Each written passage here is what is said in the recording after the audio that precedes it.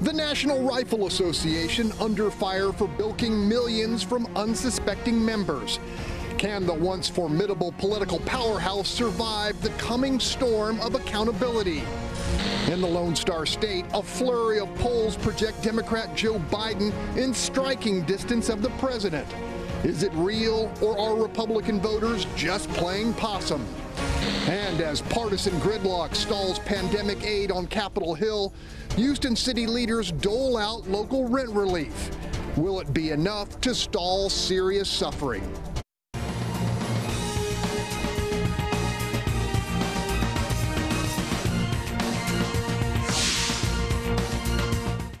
I'm Greg Groogan, and welcome to What's Your Point, where our panelists call it like they see it. Let's greet them. First up, Tony Diaz, host of Latino Politics and News on KPFT Radio. Next, Bob Price, associate editor of Breitbart Texas. In the 3 spot, well-known businessman and columnist Bill King.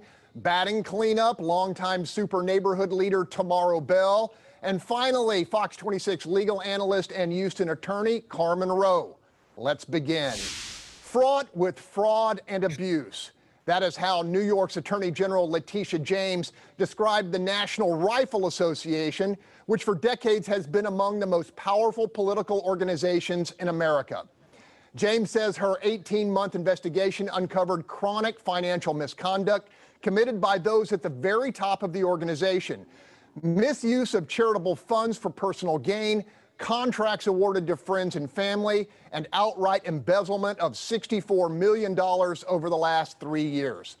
At the center of the lawsuit, which seeks to dissolve the organization, is longtime NRA executive Wayne LaPierre. In response, the NRA called the legal action a baseless attack on the Second Amendment rights the group defends. The president agreed and suggested the group make a big move. That's a very terrible thing that just happened. I think the NRA should move to Texas and lead a very good and beautiful life. Not surprisingly, Texas Attorney General Ken Paxton shares this sentiment. Panel, what's your point? I'm going to start with our legal eagle, Carmen Roe. You know, the NRA has been around a really long time, and something to keep in mind with this civil lawsuit is that the AG that's coming after them ran on a platform that she was going to go after and try and dismantle the NRA. Something to remember, too, is that they are a formidable opponent, both politically and legally. And while in civil law, you can pretty much sue anybody, the goal there is to wear them down. I don't think she's going to wear this group down, and they've made very clear that they're going to fight this. Bill, you read the coverage of this. What's your take? I don't know. The fact that it's a AG in a civil matter sort of makes me suspicious about it. If any of these charges were true, I can't imagine that a prosecutor someplace wouldn't have taken this up. I think there has been a lot of sloppiness at the NRA from looking at the coverage. But this seems like to me just to be an incredibly dumb political move. I mean, all this is going to do is fire up that base. So whatever she thought she was accomplishing and politically is going to backfire. Well, as we move into the fall, perhaps the NRA will be more distracted with their own problems as opposed to supporting President Trump. Is that your hope, Tony Diaz? Well, I think they all stick together. So you've got these lawbreakers that are abusing nonprofit rules, which are supposed to help communities not put millions of dollars into their friends and family plan. Worse, you've got other lawbreakers supporting them. Let's see, Donald Trump had the Trump Foundation. I don't think any nonprofit should take any advice from Trump because his Trump Foundation was breaking laws also. Additionally, I wouldn't listen to anything Ken Paxton says because he's indicted. And worse, what an offense to Texas because Texas is still in the United States of America. 501c3 is a federal classification. So you know what? You need to clean house, Republicans. Clean house. Don't break the law. I believe in law and order. They should follow law and order. Bob Price, I know you're a member. What are your fellow members, the rank and file, saying about the NRA? Well, as a patron life member of the NRA, I stand solidly behind the organization. This is clearly a political move. And I'd like to roll back the tapes a few years and see where Tony's criticism of the Clinton Foundation was when they paid for a wedding dress for the daughter. Anyway, So let's don't set standards up politically on one side versus the other. But even the liberal Washington Post called this a political hack job and an abuse of power. This is a blatant attempt to try to silence the voices of 5 million Americans during an election cycle. It's ridiculous on its face. It'll probably be thrown out in the first round of court. It's just a completely unbiased political attempt to silence this organization. Tomorrow, is there any there when it comes to the NRA and abuse of their membership fees? Listen, I wonder if the supporters would be saying the same if they found out this was going on at the Red Cross, United Way, Salvation Army. If they really felt like that okay, it doesn't matter, let them steal, let them, give their kids multi-million-dollar contracts. We don't care. I wonder if they feel the same way. Okay, I want to come back to Carmen Roe. We have talked about the absence of criminal charges. Based upon what you have read, do you think prosecutors would be looking at this in the state of New York and elsewhere?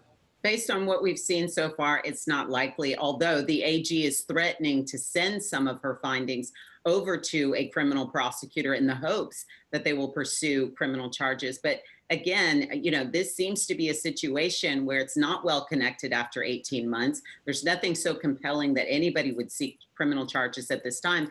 And to Bill's point, which I think is well taken, if this was a criminal act, believe me, there's a prosecutor out there that would want this in New York. Bill King, do you think this lawsuit will have any impact on independent voters who may be supporters of the Second Amendment and the NRA? Do you think it will stir them up one way or the other? I doubt it. I support the Second Amendment, but I'm also in favor of background checks. That the NRA is not. That's why I don't support them or are not a member. I think that most independents look at the NRA as being a little far to the right for their taste, especially when it comes to the background check issue. Tony, does this help Joe Biden in the fall? Well, they've abused their power, so it's great to add more examples of far-right operatives abusing their power, acting corruptly. They're not acting like a charitable foundation. And here's the worst part. They're going to basically make it look bad for all nonprofits that are doing really good work. So I think this is going to show that we need to get people like that out of power, whether it means running nonprofits or stealing money under the table. It's wrong. Bob, I just have a question. Does it bother members that Wayne LaPierre has made this amount of money over the course of all these years? Wayne LaPierre has done an amazing job of defending the Second Amendment, defending the rights of gun owners across this country. And this is not a Republican-Democrat organization. There are, a high percentage of members in this group that are Democrats. Many of the key battleground states are states that are very high in ownership, states like Pennsylvania, Michigan, upstate New York.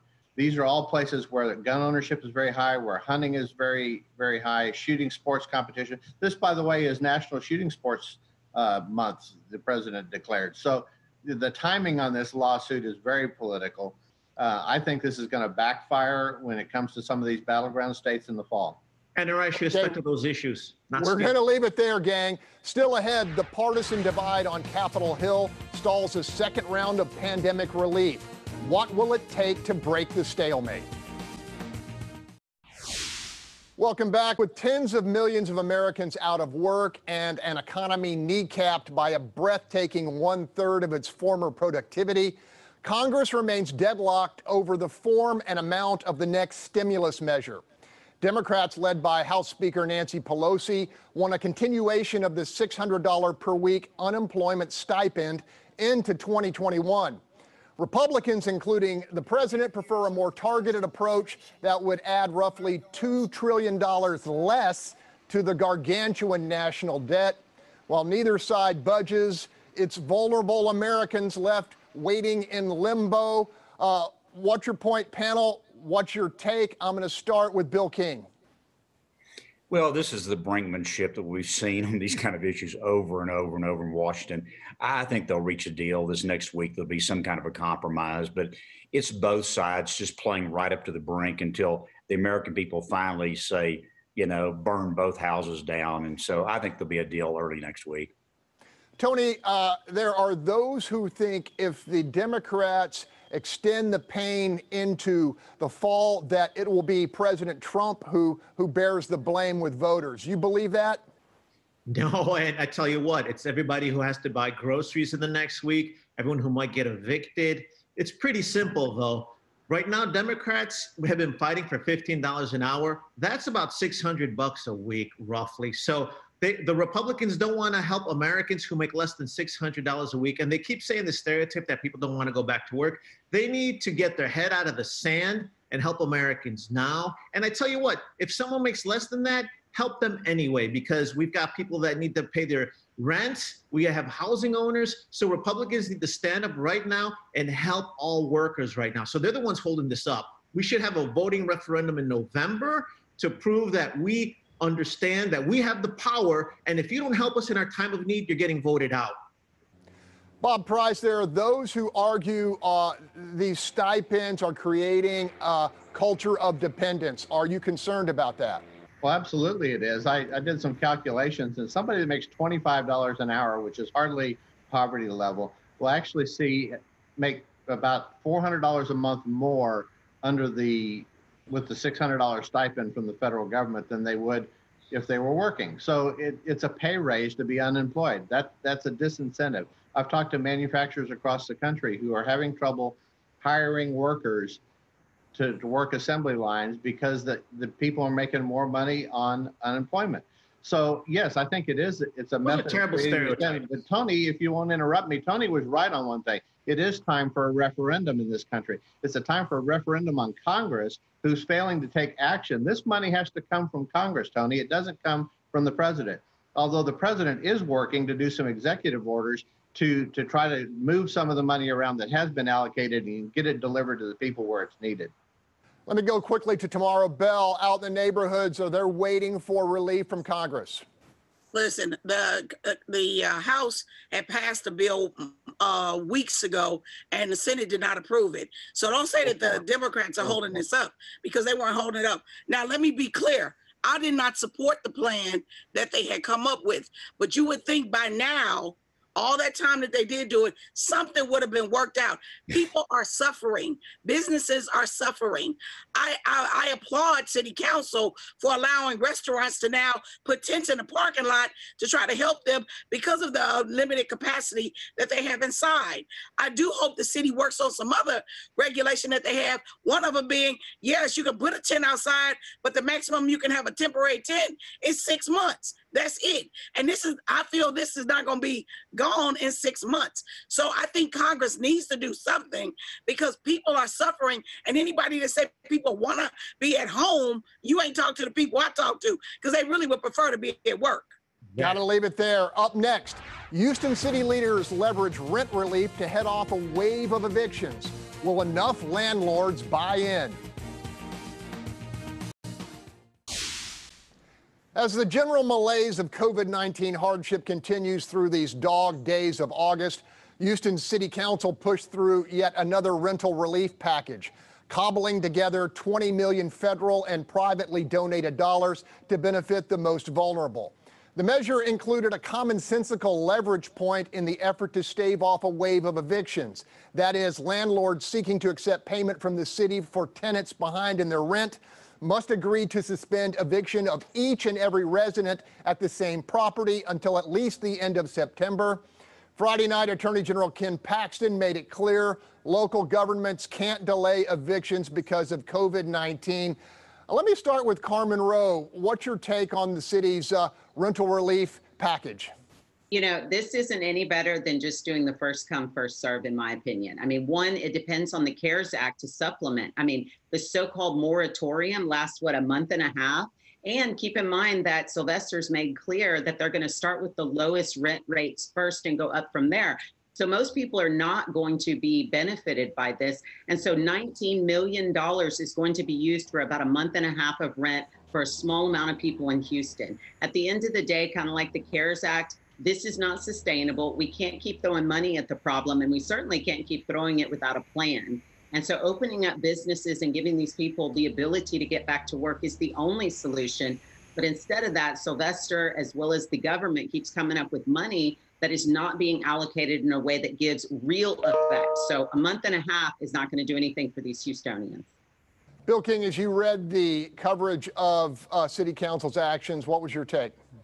I don't really have a problem with it. I mean, the landlords really are the beneficiaries here financially of this. So I don't have a problem with them putting off evictions. And frankly, a lot of the people I know that own properties are saying that they're not evicting people because there's nobody to come in and replace the people that they would evict. But I think Carmen's point is right. This is a drop in the bucket. The real problem is you got to get the economy going again. And, you know, you've got Sylvester and Lena Hidalgo talking about doing another lockdown. You know, can you imagine the economic devastation that would occur from that? I mean, you know, we've got to get on with our lives here. Okay, Tony, you support Judge Hidalgo. Are you concerned about another lockdown? What do you think of the City Council's move to offer another round of rent relief? They're talking about a third one in September. Well, if the federal government were doing its job and acting perhaps like it might with FEMA, for example, although they don't run FEMA correctly, the federal government needs to give support that local governments can't. I'm very glad that the local government, in this case, City Council, is trying to do something. It's going to help some people. And last time that they did this, the money went really fast. This time, they're going to try and slow it down a little bit. They're going to make sure the poorest and the most in need get it. And there are landlords that need the money. I think in this case, this is the best way to go right now. I don't disagree that we need a bigger plan, but we've got mayors that have to work independently. We got Harris County that has to work independent of all the 100 and other 35 counties. And then you got a president that's not directing us. So there's no way to navigate this. And unfortunately, our sacrifice will be naught because finally the president is wearing a mask. If he would have been doing this earlier, the first lockdown would have worked. So we need to vote Donald Trump out because he's not doing enough. And we are struggling for survival. We cannot sustain this, fix this in November. Okay, Bob Price, I know you want to rebut about 6 different points there, but I'm going to ask you to stay on point. What do you think about this rental relief program? Okay, well, the easiest one is it's amazing news that if Donald Trump had just started wearing a mask in March, we wouldn't have COVID right now. So I'm totally blown away by that one. But, you know, the issue here is the lawlessness of these Democrats that run cities and counties across the country. They think they can just make up law as they go.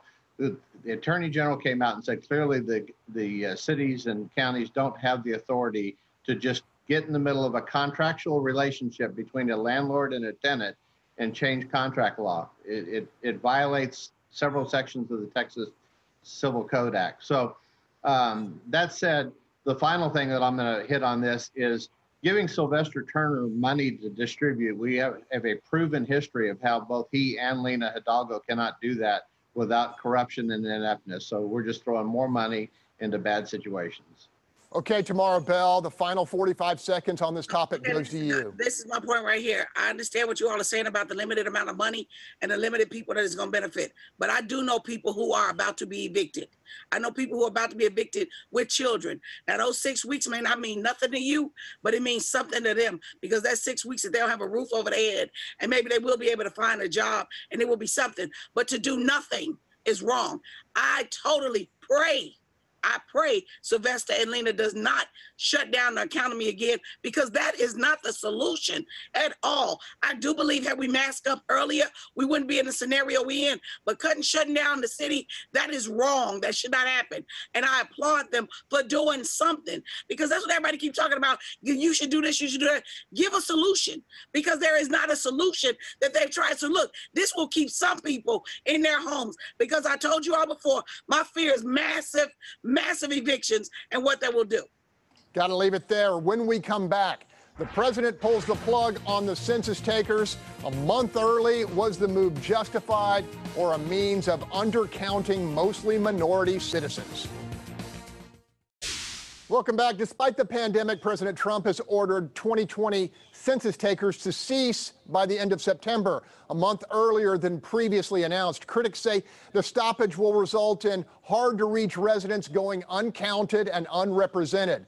But the administration says the change is necessary to have the census completed by the first of the year as required by congressional mandate. Bottom line, these 2020 census numbers, accurate or not, will be used next year to redraw congressional districts across the nation.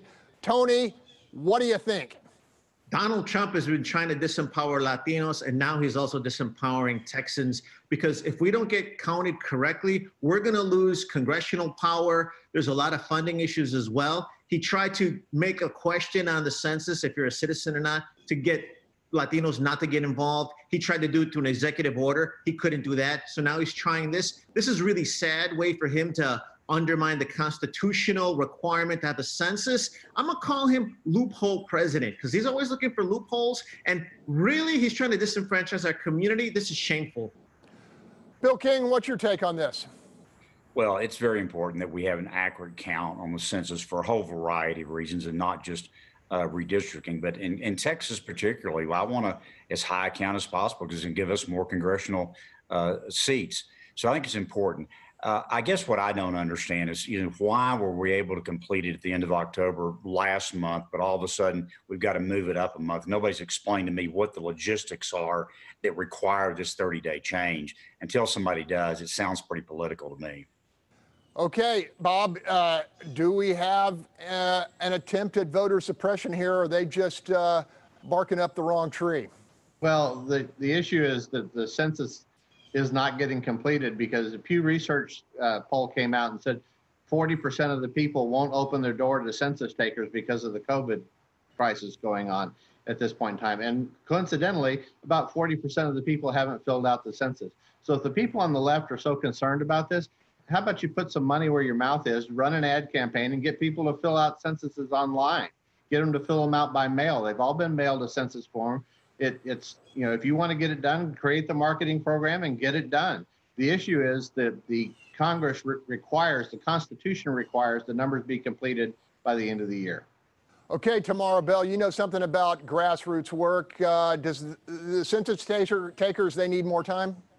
They definitely need more time, because a lot of people have been focused. I mean, people have lost family members, multiple family members. The census is just not a top priority where they are. And I do believe that if you have more out there, I don't think it should be cut by any means, especially when you know that you're dealing with a pandemic at this time. I don't think it should be cut, because that's deliberate undernumeration. Final word to Carmen Roe. About 20 seconds. A lot of people may not remember the census is all about a snapshot of our country in a big way, where our money's allocated, where we redistrict, et cetera. And so this could not be more important. We've pushed every other deadline back for COVID, but we're not willing to push this back. There's no question it's political, and to have the right numbers could not be more important to this country at this time. Got to leave it there. Still ahead, for the first time since the days of Jimmy Carter, polls have a Democrat contending in the Lone Star State. Does Joe Biden really stand a solid chance of turning Texas blue? Less than 90 days from the election, and Joe Biden is doing something no Democrat has done for close to half a century. That is seriously contend for the state of Texas. The former vice president leads or remains within close striking distance in a half dozen consecutive polls, while promising for the Blue Party's nominee. Rice political analyst Mark Jones put the poll numbers in perspective.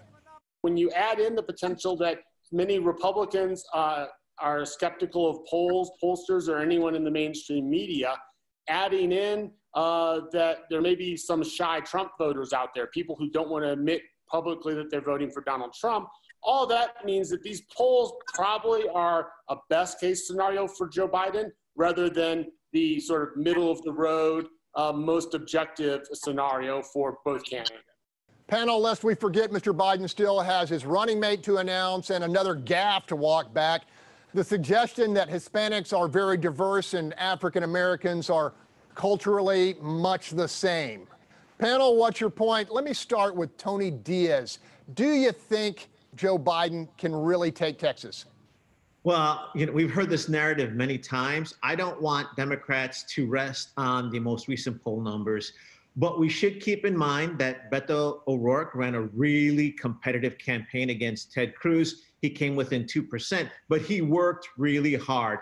Biden looks like he's going to work harder than Hillary did to win Texas. I like that he's hired some Latinas to help run his campaign. You got Becky Acuña and Jennifer Longoria, who are veterans of campaigns. I also like that there's a lot of solid Democrat campaigns on the ground. Sri Kulkarni is running a fantastic campaign, and he's talking to the media. versus his opponent, Troy Nehls, has not talked to the media. There's a recent report that Latinos are being profiled in that district. I'd like to hear more about that. Or Shree's going to run ripshod on the sheriff. So to me, it's optimistic, but you got to keep working hard. Okay, Bob Price, as Mark Jones says, he believes most Republicans aren't answering the polls, or at least many of them. They equate them with the mainstream media. You agree with that?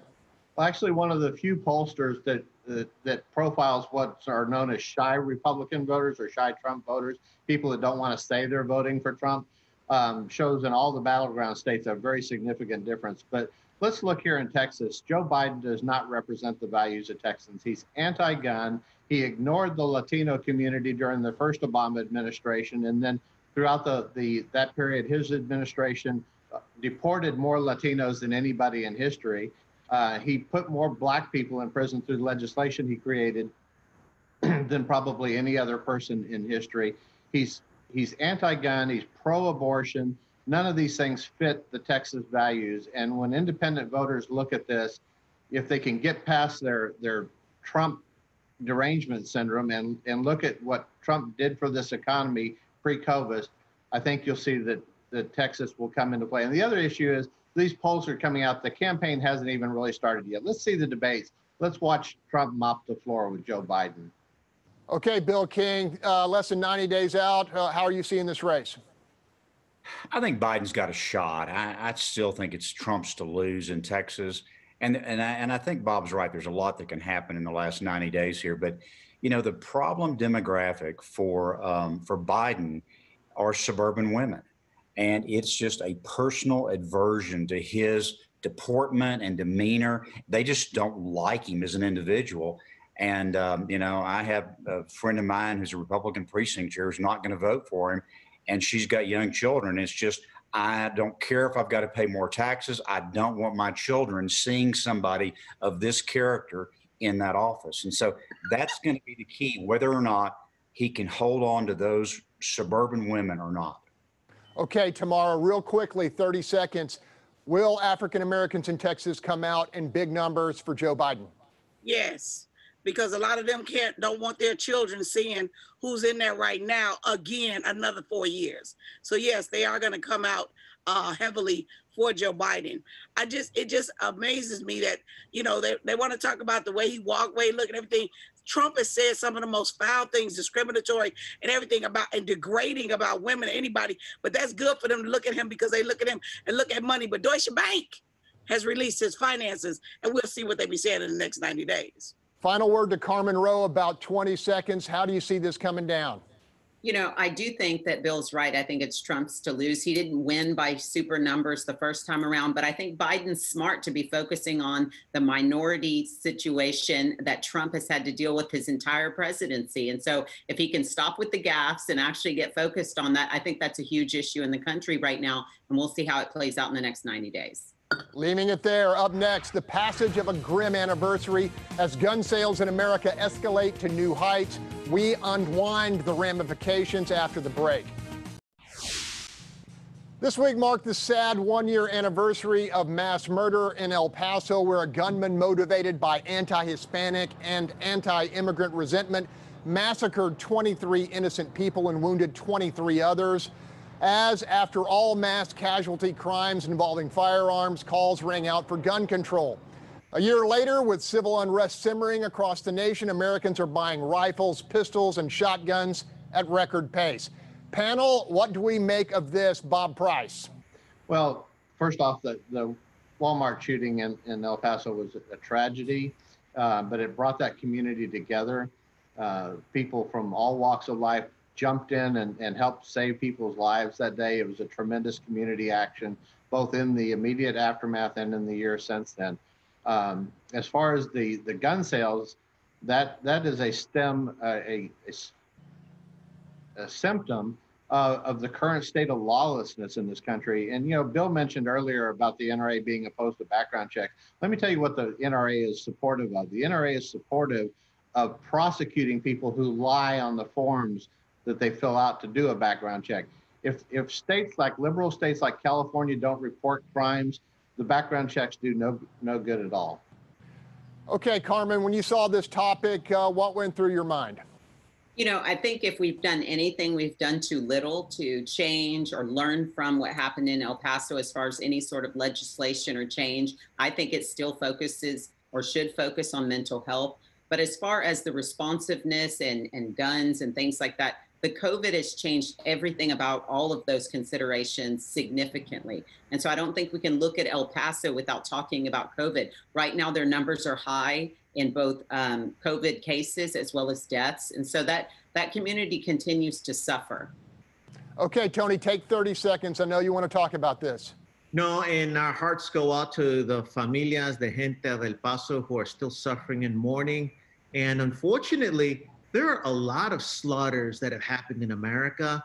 And the records indicate after 2 or 3 weeks, America forgets all of them. That's what's scary and shameful.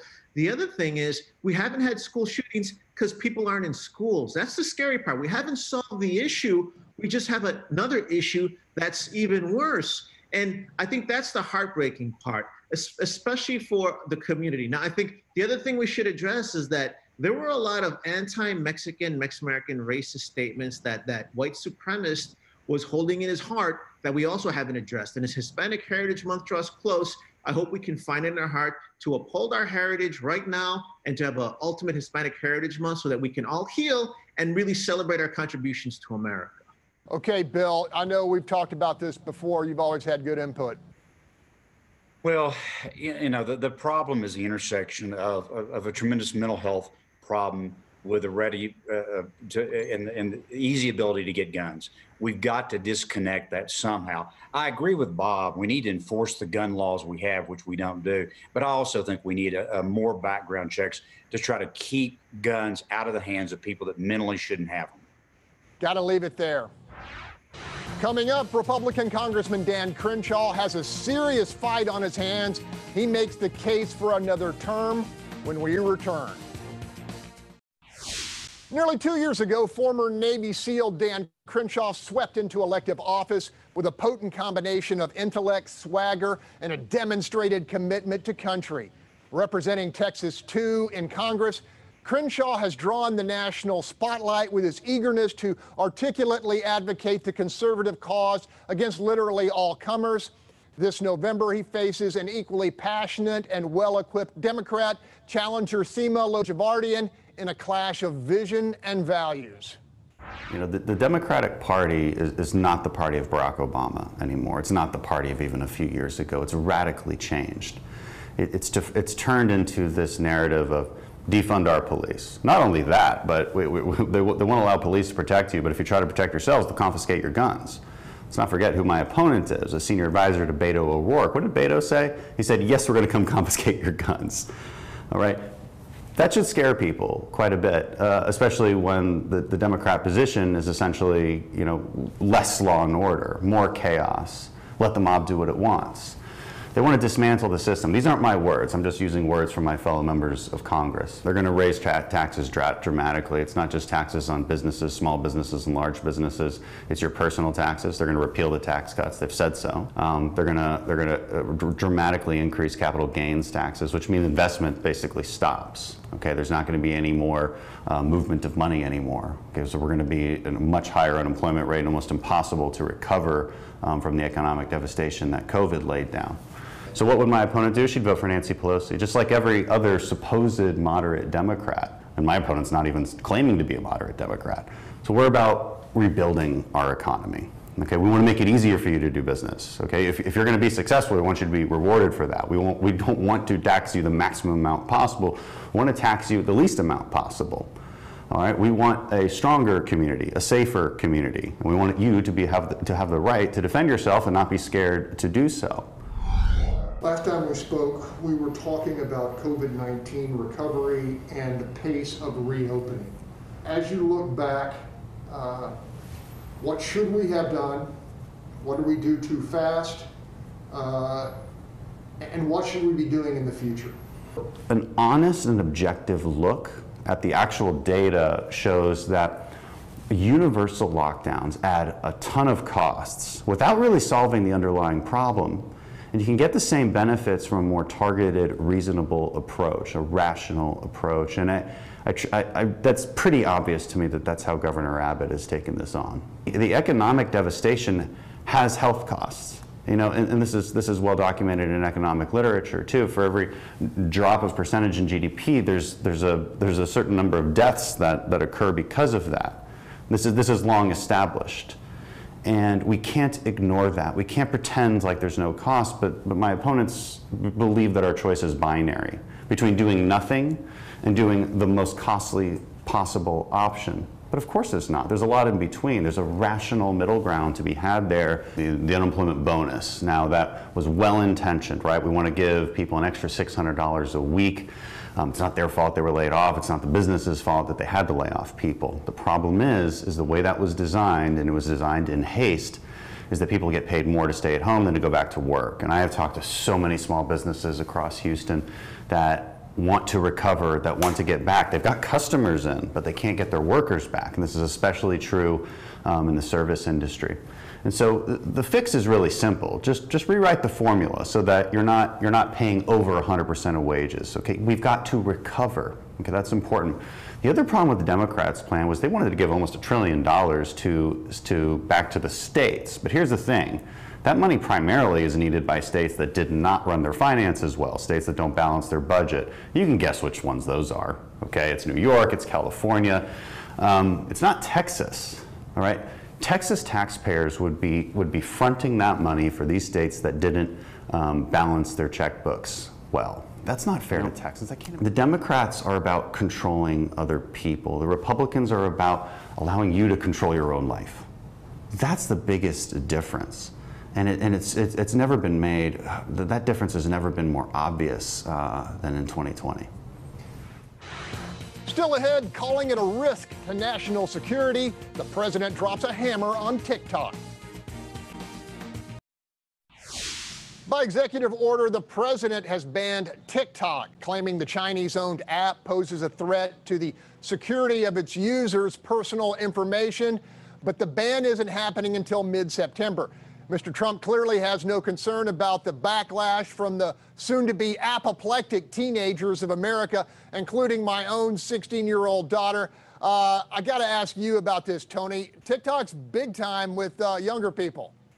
TikTok is huge. My sons, anybody under 20 and in their 20s is crazy about TikTok. Some of them vote. And I think Donald Trump is still angry that the TikTok movement ruined, and they basically sabotaged his terrible Tulsa convention and added to its demise. So he's like a 16-year-old kid who is trying to do a Twitter fight on a TikTok playing field. He's going to get it wrong. I think it's going to backfire because TikTok is connected. They're going to find some other way to get involved. And some American who's smart is going to buy it and bring it back. So I believe you've just planted your own landmine, Donald Trump. Okay, Bob, you want to rebut that?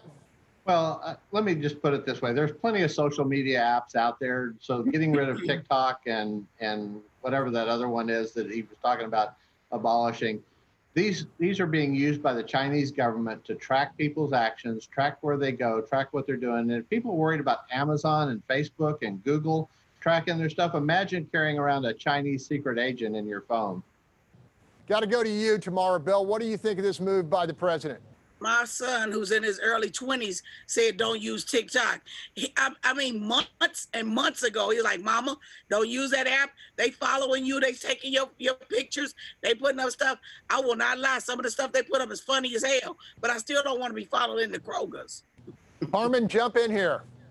So TikTok may be fun, but it is an app that's been banned in India, and there is real concern, unlike any other social media platform, that this information is being given over to China.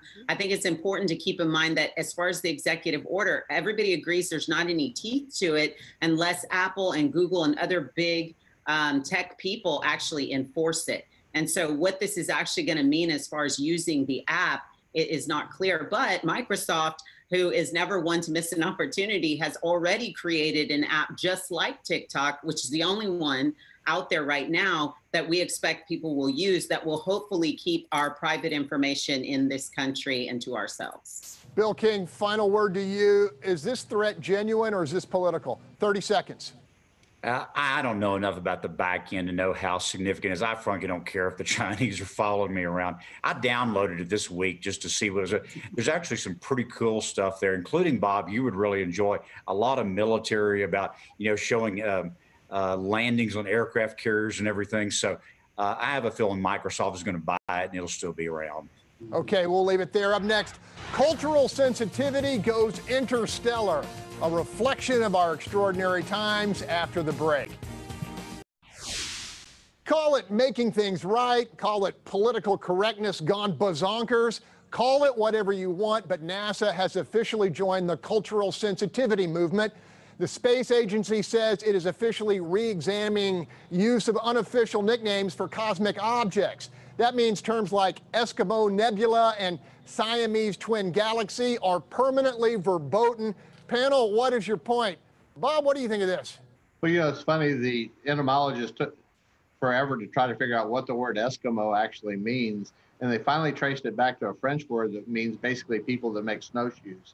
So, this is just more political correctness run amok. We're wasting a lot of time chasing down things that aren't really important here. NASA's got a lot of things to do, and I think they could find better ways of spending their money. Okay, Carmen, jump in here.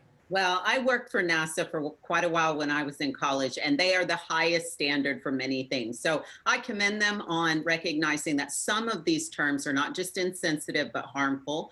And maybe what we need to do is go to outer space to start our cultural sensitivity training. Okay, Tony, are you applauding NASA on this deal? I love it. We should search our souls in space to get rid of bad race topics, bad race names, stereotypes. And you know what? Let's not be colonizers. As we go out to these new frontiers, let's broaden our horizons. This is the new generation. Younger people are open to these issues. They're open to science. They're open to new life. And they're going to leave all this old baggage behind down here where all the COVID-19 is and all the pollution is. I think it's beautiful. Tomaro Bell, is this leading by example? Look, after the movie Hidden Figures, which most people, I knew who those ladies were because they're my sorority, but most people didn't. And they came out and recognized it and even named a building after several of them. If this is the path they're on to correct past mistakes, hey, up for you, NASA, way to go. That's money well spent. Okay, Bill King, close us out on this topic. Doesn't cost anything. Yeah, it doesn't bother me they're doing this, but, seriously, do we not have something better to worry about these days with everything going on in the world? Language is important. Tony, you got one more last comment? Language is important. Let's get rid of stereotypes from our minds and imaginations. There's nothing more important than that. And on Star Trek, we saw that racism even exists on other planets. That's a fake news. We got to leave it there, everybody. That's all our time. The discussion continues on a national level with Fox News Sunday. Chris Wallace talks exclusively with Treasury Secretary Steve Mnuchin about the next round of COVID-19 relief funds. From all of us here, have a safe and healthy week.